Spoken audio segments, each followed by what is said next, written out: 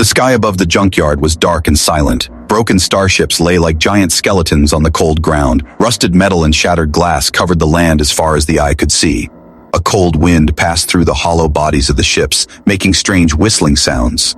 Ryan walked slowly between the wrecks. He was a human scavenger, and this place was his hunting ground. He carried a small bag on his back and a metal scanner in his hand. The scanner beeped softly whenever it found a piece of rare metal. He had done this for years. He thought nothing in the junkyard could surprise him anymore. But today, something felt different. Ryan stopped and listened. At first, he heard nothing, just the wind and the soft crackle of his boots on broken glass. Then, he heard it, very faint, almost lost in the air. A sound. A cry. Ryan froze. His heart beat faster. No, he whispered to himself. There can't be anyone here. The junkyard was supposed to be empty. No life, no people, only dead machines. He turned off his scanner. Silence filled the air. Then he heard it again, a soft, trembling sound, like someone crying in fear. Ryan followed the sound through the maze of metal. He passed under a broken ship wing, climbed over a pile of wires and pipes, and stopped near an old cargo pod lying on its side. The cry was coming from inside. He slowly placed his hand on the cold metal door. It was half open, bent from an old crash. He pushed it gently. The door screeched. Inside the pod, darkness. Ryan turned on the small light on his wrist. The beam of light moved across the floor and stopped. In the corner, something moved, something small. A pair of glowing blue eyes stared back at him. Ryan's breath caught in his chest. It was a girl, not human. Her skin was pale silver, like moonlight on water. She was tiny, maybe 7 or 8 years old. Her cloths were torn and dirty, her thin arms wrapped tightly around her knees as she shook in fear. Please, she whispered in a broken voice. Please, don't tell the hunters. Ryan blinked. Hunters? He took a slow step closer, keeping his voice calm. It's okay, he said softly. I won't hurt you. Then from the shadows behind her came another sound, a weak cough. Ryan lifted his light a little higher. His heart stopped. Lying next to the girl was an older alien woman, maybe her mother. Her body was thin and frail. Strange dark wounds marked her skin. Her breathing was slow, almost silent. One of her arms was wrapped around the girl, as if she had been protecting her even while unconscious.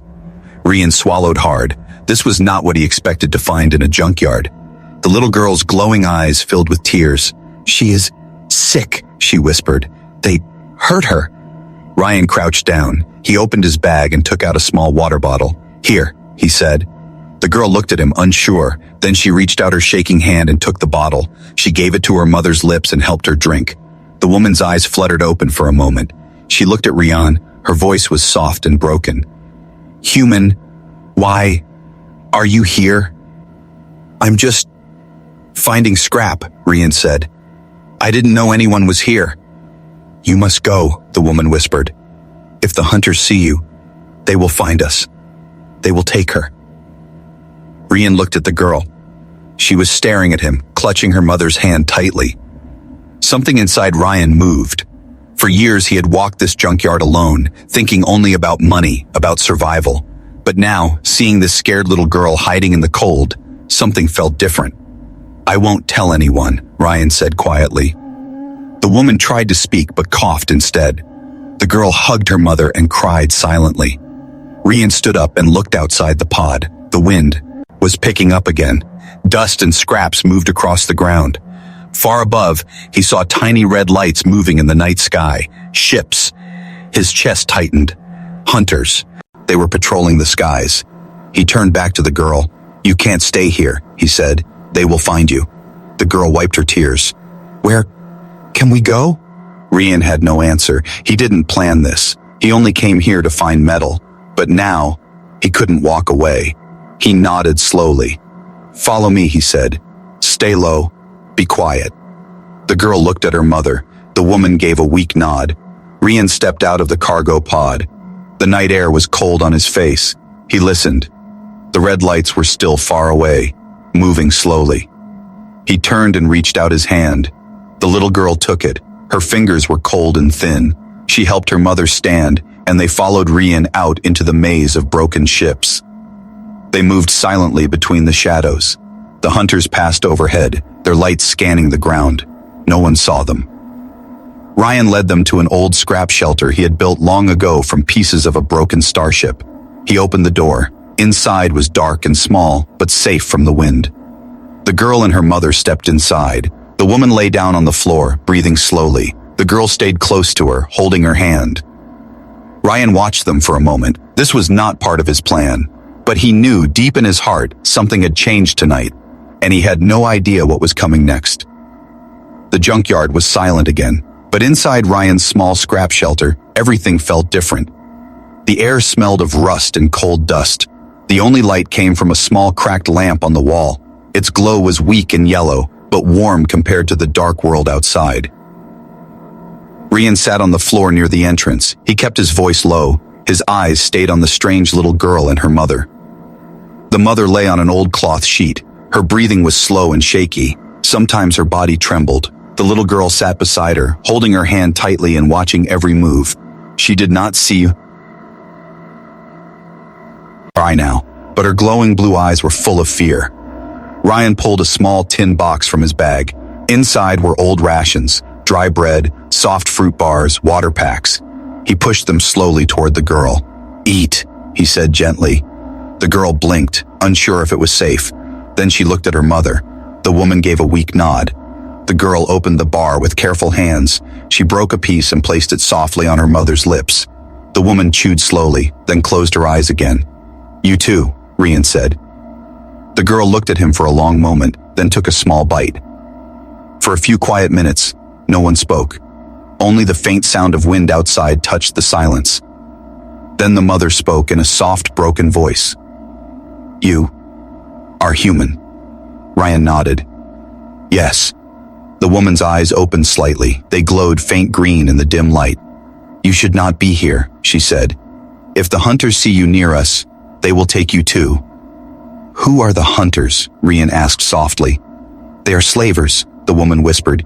"They kill the weak and sell the young. They came to our village. They burned everything. We ran, but they followed." Her voice broke. She coughed, and a dark stain marked the cloth under her. Rian felt his stomach twist. "How long have you been hiding here?" he asked. The girl spoke for the first time. Her voice was small. "Many suns. We hide when the sky burns. We move when the ground sleeps." Ryan understood. They had been hiding in the junkyard for days, maybe weeks, starving, running, afraid. He looked at the girl. She was so small. Her thin shoulders shook from cold. He pulled an old blanket from his corner and placed it around her. She stared at him, confused. "Why? You help?" Rian didn't answer at first. He didn't know. All his life, he had worked alone. He never cared about anyone else. But tonight, he saw something in her eyes, something that pulled him see her. "Loser without reason. Because you need help," he said simply. The girl slowly nodded, as if trying to understand this strange idea. The mother opened her eyes again. Her voice was even softer now. "You must promise," she whispered. "Promise you will not tell, if anyone knows, if they find us." She didn't finish the sentence. Rian looked at her, then at the girl, who was now holding her mother's hand again. "I promise," Rian said. The woman closed her eyes. A small breath left her lips, almost like relief. It was a silent deal. No words written, no rules made. Just a promise that Rian would keep their secret. Outside, something moved. A soft hum filled the air. The girl's head turned quickly. Her glowing eyes widened. "Hunters," she whispered. Rian stood up fast and moved to the small crack in the wall. He peeked outside. Far above, two dark shapes floated in the night sky. Small drones. Their red lights blinked slowly as they scanned the land below. Ryan's chest grew tight. He switched off the lamp inside the shelter. The room fell into darkness. Only the soft blue glow from the girl's eyes remained. The drones passed overhead. Their red lights swept across the junk piles. Ryan held his breath. The girl wrapped both arms around her mother. The woman's weak body trembled in the dark. One drone slowed. It hovered just above Ryan's shelter. Ryan's heart pounded in his ears. Then, the drone turned and floated away, following the other into the distance. Silence returned. Rian let out the breath he had been holding. His hands were shaking. The girl looked at him. "They come every night," she whispered. "They look for us." Rian crouched down beside her. His voice was low but firm. "They will not find you," he said. The girl blinked. "How?" Ryan didn't have an answer. Not yet, but he knew one thing. If he left them here, they would not survive another night. He looked around the dark shelter, old metal panels, broken engine cores, empty cables. Maybe he could make something better, something hidden, something so Faye. He stood up slowly. "You rest," he said to the girl. "Stay quiet. I will bring more things tomorrow." The girl's eyes followed him as he walked to the door. "You come back?" she asked softly. Ryan turned and gave a small nod. "Yes," he said. "I come back." Then he stepped outside into the cold night. Above him, the dark sky was full of silent red eyes still searching. But Rian was already thinking of something new. He was going to build. He was going to hide them. He was going to keep his promise, no matter what the hunters would do. The next morning came slowly to the junkyard. A pale sun rose behind the broken starships, painting their metal bones with a soft golden glow. Cold wind swept across the empty land, carrying thin clouds of dust. Ryan walked back into the junkyard with his bag full of tools. His boots crunched over glass shards. Every step echoed between hollow ship shells. He had not slept much. All night his mind had turned like a restless machine. He kept seeing the little girl's glowing eyes, and the way her mother's weak hand held her even while half unconscious. They were still there, still waiting, still in danger. He had made a promise, and Ryan was not the kind of man who broke promises. He reached his scrap shelter and opened the door. Inside, the air was warmer than yesterday. The little girl had wrapped her mother in the blanket and placed the cracked lamp near her. The girl turned her head quickly when Ryan entered. For a second, fear flashed in her glowing eyes. Then she relaxed when she saw it was him. "You came back," she said softly. "I said I would," Ryan replied. He knelt beside the mother. She was breathing but weak. Her skin had a strange, dull shine now, like fading metal. Ryan opened his bag. He placed soft fruit bars, clean cloth, and a bottle of clean water on the floor. The girl's eyes lit up. "Eat slowly," he told her, "and make her drink more water." The girl nodded. She carefully gave her mother small sips while nibbling on the food herself. Rian stood and walked to the far wall of the shelter. His eyes studied the old metal panels and broken ship parts. This place was too small, too open, too easy to find. If the hunters came again, they would not survive. He needed to build something better. Ryan spent hours in the junkyard that day. He pulled sheets of clean metal from the skeleton of an old cargo hauler. He found 2 half-dead solar cells, still able to hold charge. He collected rusted lights, broken engine pipes, soft fabric from old seats, even bits of glass. Each time he returned to the shelter, the little girl watched him from the doorway. She did not speak much, but her eyes followed everything. Sometimes she helped. She carried small screws in her tiny hands. She held a lamp while Ryan worked. She laughed quietly once when he hit his thumb with a hammer. That laugh was soft, like the first warm wind after a long, cold storm. Ryan almost smiled. By nightfall, the shelter had changed. Ryan had built a second wall inside, made of thick scrap metal and engine plates. He filled the cracks with cloth to block the cold wind. He placed the solar cells on top of the roof and wired them to the old cracked lamp, making it glow brighter. He made a small bed from ship seat cushions and laid the alien mother on it. The little girl stood beside the bed, touching the soft cushions with wonder. She looked at Rian. "You made this?" "Yes," Rian said. "For us?" "Yes." She looked down. For a moment she was quiet. Then she whispered, "Thank you, human." Ryan blinked. No one had thanked him for anything in years. The wind outside howled through the junkyard, but inside the shelter the air was warm. The mother's breathing grew steadier. She opened her eyes slightly and looked at the new walls. Her voice was faint. "You built this for us?" Ryan nodded. "It's not much, but it's safe." Her lips curved just slightly, a tired smile. "Shh, humans always build," she whispered. Then she closed her eyes again. Later, the girl sat near Ryan while he tightened the last bolts on the door. She watched the sparks dance from his tool. "What is your name?" she asked suddenly. Rian paused. "Rian," he said. "And yours?" She tilted her head. Leary. Rian nodded. Leary. That's a good name. The girl smiled, small but real. As night came, Rian put out the light and peered through a crack in the wall. Far above, the hunter drones glided again. Their red eyes blinked as they scanned the land. But this time, their light passed over his shelter and kept going. They saw nothing. Inside, Leary was asleep, curled beside her mother. Their faces were calm now, not tight with fear. Rian sat quietly, watching them breathe. For the first time in many years, the junkyard did not feel empty. It felt alive. And in his chest, something new was growing, something he had not felt in a long time. The junkyard had been quiet for 3 nights. Too quiet. Ryan worked silently each day, building more inside the hidden shelter. Leary helped him carry wires and lights. Sometimes she hummed soft songs from her world. Her mother slowly grew stronger. She could now sit up for short moments. Her voice was still weak, but her eyes held more light each day. For a little while, it almost felt peaceful. Like maybe the danger was gone. Like maybe they were safe. But Ryan knew better. Hunters did not give up. They only grew more patient and more cruel. One evening, as the sun was falling behind the metal mountains, Ryan climbed to the top of a broken cargo tower to collect solar wires. He stopped halfway up. Something flickered on the far horizon. Red lights. At first only 2, then 4, then many. They moved slowly, like glowing insects in the dying sky. Rian's heart sank. The hunters were coming back. And this time, there were more. He slid down the tower fast and hurried to the shelter. Inside, Leary was drawing shapes on the dusty floor with a small piece of wire. Her mother was resting, with her eyes closed. Ryan spoke in a low voice.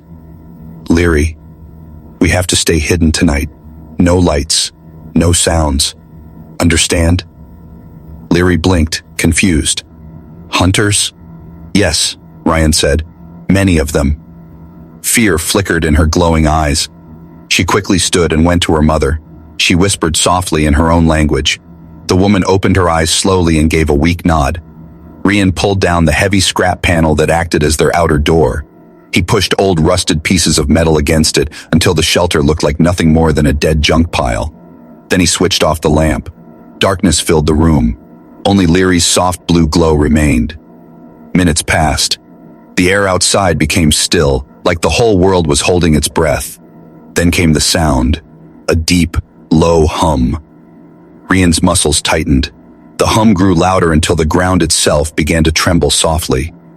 He crept to a small hole in the wall and peeked out. His heart went cold. A huge hunter ship floated above the junkyard. Its black body swallowed the fading light. Thin red scanner beams swept slowly across the metal field. Below it, small drones flew like dark birds, their lights flashing as they scanned every shadow. They were searching. Again. Harder than before. Inside the shelter, Leary pressed close to her mother. The woman put a shaking arm around her. Ryan whispered, "Stay low, stay silent." The ship passed slowly over them. Its scanners burned red lines across the ground. One of the red beams stopped and turned. It was pointing directly at their shelter. Rian's stomach dropped. The beam grew brighter. A small hunter drone broke from the group and flew toward them, silent and fast. Rian's mind raced. If it scanned the inside, if it saw them, he grabbed a piece of mirror glass he had collected earlier. He held it at an angle near the wall crack, just enough to catch the drone's BO. The red light hit the mirror and bounced away, flashing off another pile of scrap nearby. The drone stopped, confused. It scanned the wrong pile. Ryan didn't move. He didn't breathe. After a long moment, the drone turned away and floated back to the others. The giant ship hummed louder for a few minutes, then slowly rose higher and drifted away. The smaller drones followed like silent shadows. When the last red lights faded into the sky, Ryan dropped the mirror and sat down hard on the floor. His hands were shaking. Leary's eyes glowed bright in the darkness. "They almost found us," she whispered. "Yes," Ryan said, still breathing fast. Her mother spoke softly from the bed. "They will come again, closer, stronger." Ryan knew she was right. They would not stop, and next time, his mirror trick might not work. He stood and lit the lamp again. The weak yellow glow returned to the room. Leary stared at him. "What will we do?" Ryan looked around at the small shelter he had built. It was warm now and safe for the moment, but not forever. "We can't stay here," he said quietly. "Where can we go?" Leary asked. Rian thought of the deep tunnels under the junkyard. He had seen them long ago, dark, empty, forgotten. No scanners reached that far down. "If I can build something to move you," he said, thinking aloud, "we can hide underground, where no one can find you." Leary tilted her head. "Underground, safe?" "Yes," Rian said, "safe." Her small face softened with hope, but her eyes were still full of worry. "Can you build it?" Rian gave a small smile. "I can build anything," he said. Outside, far on the horizon, a single red light flashed and vanished. The hunters would return. And when they did, Rian had to be ready. He looked at Leary and her mother. He had saved them once. Now he would save them again, whatever it took. The next morning came cold and Jeeble. Ray-thin mist floated over the junkyard, curling between the bones of broken starships. The world was silent, but Ryan's mind was loud. He had made a decision during the long night. They could not stay here, not one more day. The hunters were getting closer, and if they came again, this shelter would not be enough. They needed to disappear. They needed to go underground. Ryan stood outside the shelter, staring at the distant piles of wreckage. Somewhere below them, he remembered, were old maintenance tunnels, dark, deep, and forgotten. He had explored one many years ago while searching for metal. No scanners reached that far down. No hunters ever went there. It was the only place left. But to get there, he had to move Leary and her weak mother across half the junkyard without being seen. He could not carry them by hand. They were too slow. The drones were too fast. So he would build something. Something fast. Something silent. Something from scrap. He went back inside the shelter. Leary was sitting beside her mother, brushing her hair gently with her small fingers. The mother's eyes were half open. She smiled faintly when she saw Rian. "You came back," she whispered. "I need to find something," Rian said. "Big metal parts, wheels, engines." Leary blinked. "For what?" "For you," Rian said. "To move you, to take you where the hunters can't find you." Leary's eyes widened. "Underground?" "Yes," Rian said. The mother looked at him for a long, quiet moment. Then she gave a slow nod. "Go," she said softly. "We will wait." Ryan left and began searching. He climbed through the carcass of a shattered starship, cutting out heavy wheels from an old cargo drone. He found a small engine core in the belly of a broken shuttle. It was cracked but still held power. He pulled metal sheets from a fallen wall and dragged them back one by one. Hours passed. His hands became black with oil and dust. His arms burned from lifting heavy parts. But he did not stop. Each trip he passed the shelter, and each time Leary peeked out from behind the door, her glittery cells, owing eyes following him like two tiny blue stars. By evening, a mountain of junk lay outside the shelter. Wheels, pipes, old cables, broken panels, even a cracked steering rod. Ryan wiped the sweat and dust from his face. Then he began building. He worked through the night. The sound of metal clashing softly echoed in the dark.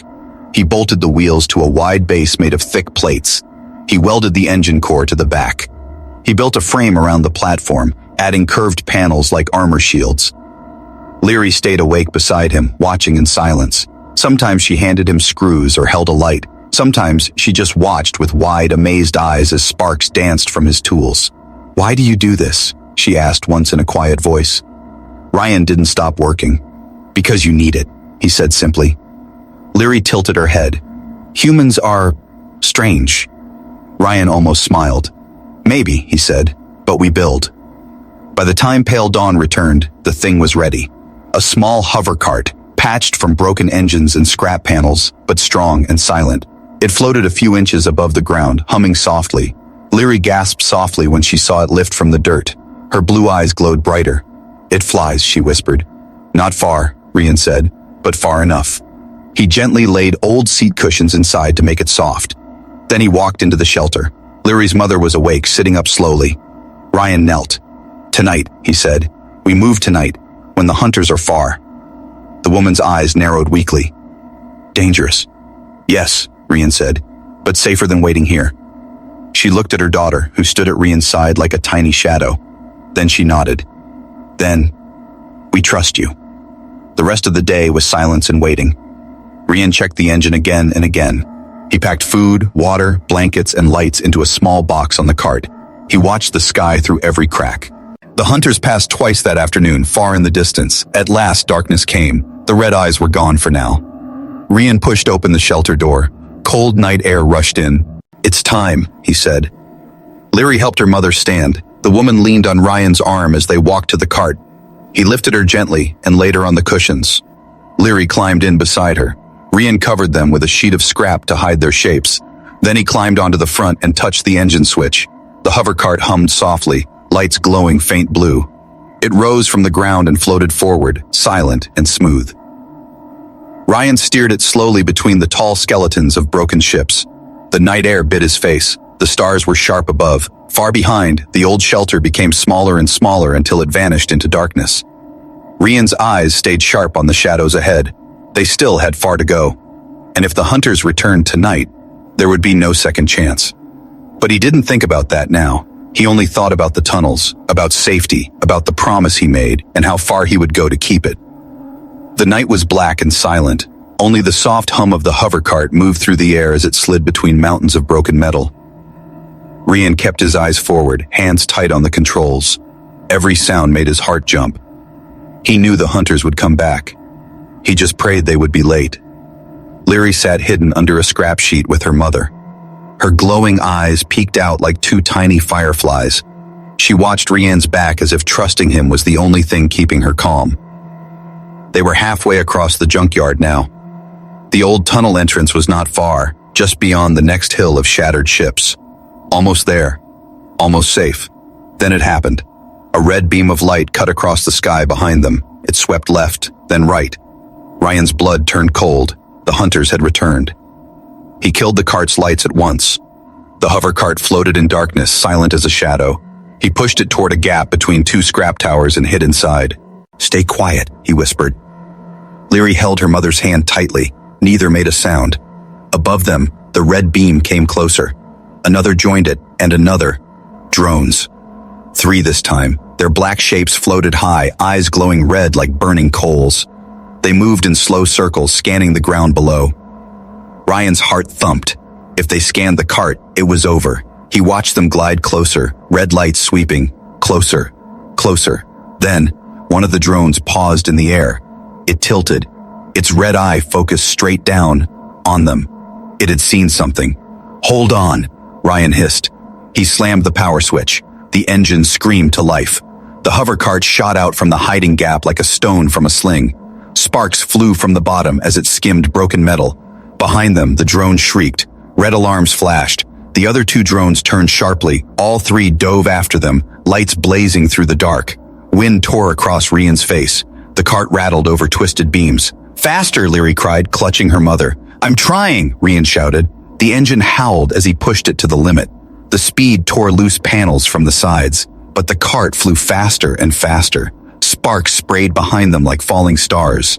The first drone fired. A red blast scorched the ground just behind the cart.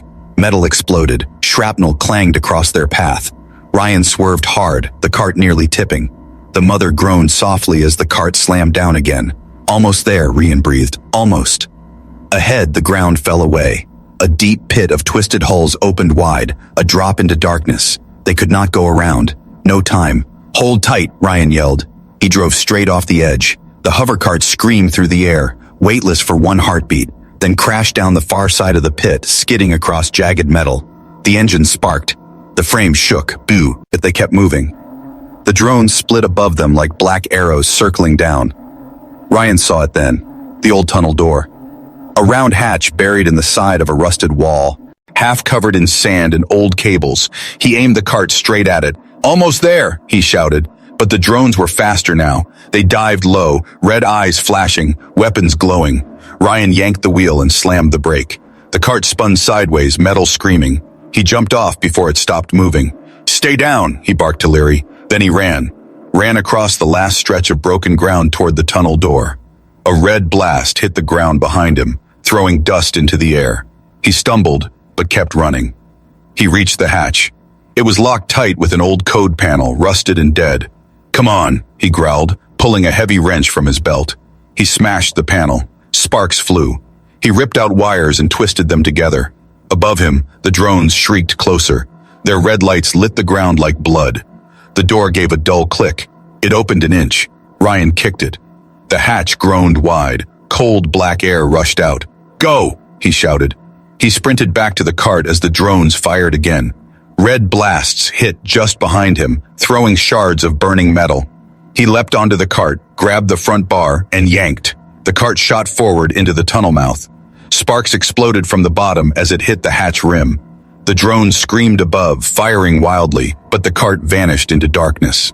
Inside the tunnel, everything was silent again. Only the engine's soft hum echoed off the stone walls.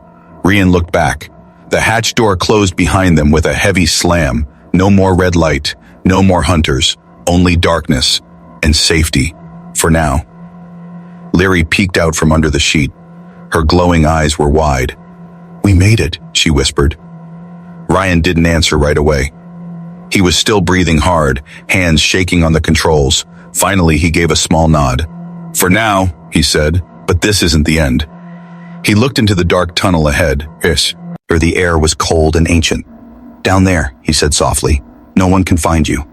Not even the hunters." Leary held her mother's hand and leaned against her.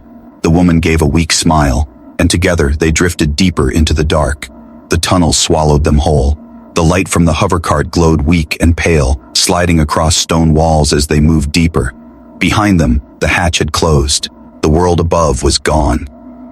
Here, there was no wind, no sound, only the hum of the cart and the soft breathing of the two aliens under the scrap sheet.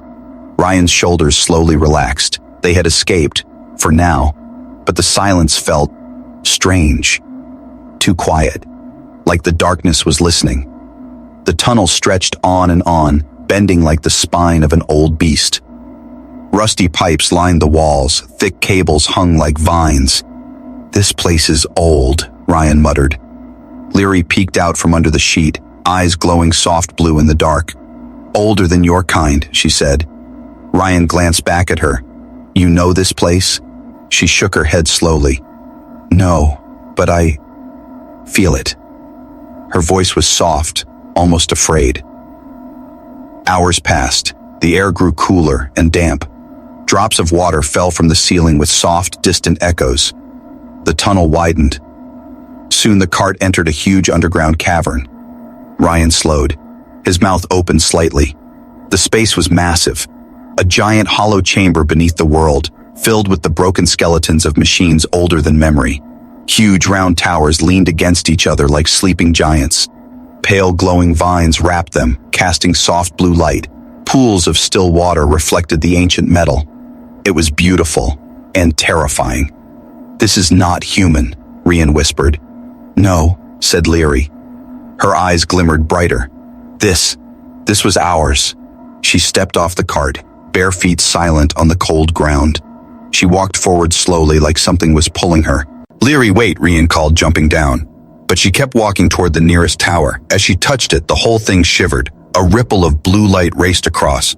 Its surface like living electricity. Ryan froze. The air buzzed. Then, with a slow groan, the tower opened. Panels shifted and slid away like flower petals. Inside was a circular chamber glowing faint white. Strange symbols danced across the walls like floating smoke. Ryan stepped closer, eyes wide. "Is it still alive?" "It is waiting," Leary whispered. She walked inside without fear. Her small blue hands touched the symbols, and they lit up one by one. Ryan stayed outside the door, nervous. "Be careful." Before he could finish, the floor glowed. Light spread in a spiral under Leary's feet.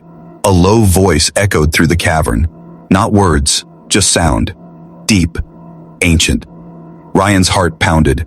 Leary turned back toward him. Her eyes glowed like stars. "It remembers us," she said. The light faded.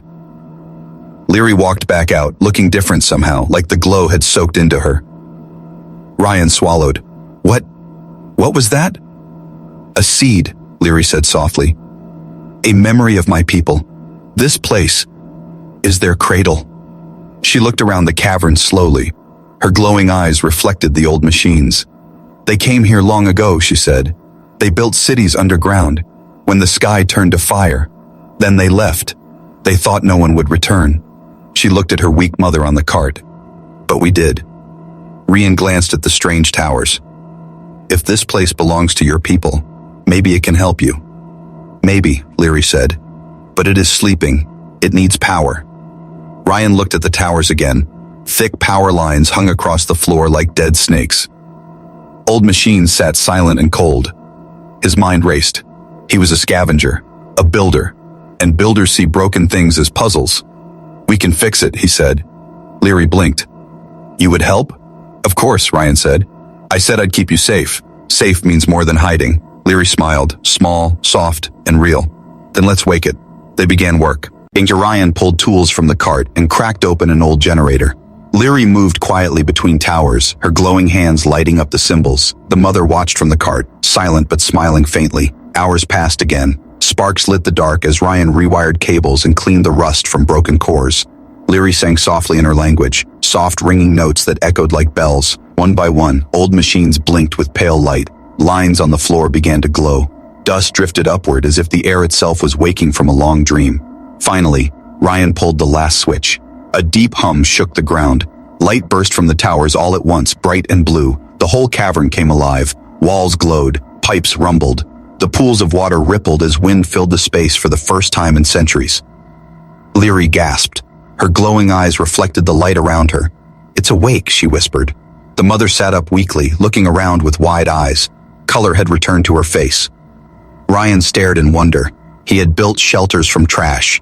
He had built carts from scraps. But this was something greater. They had not just found a hiding place. They had found a home. Ryan turned to Leary. Her small face was lit like the stars. This place will protect you, he said quietly. Leary nodded. Yes, and you too. Ryan almost laughed. Maybe, but if the hunters find this, they won't, Leary said. The world above has forgotten us, but this place remembers. Far above them, the world was cold and full of danger. But down here, in the heart of the forgotten world, a new light had been born. And for the first time, Ryan believed they might truly survive.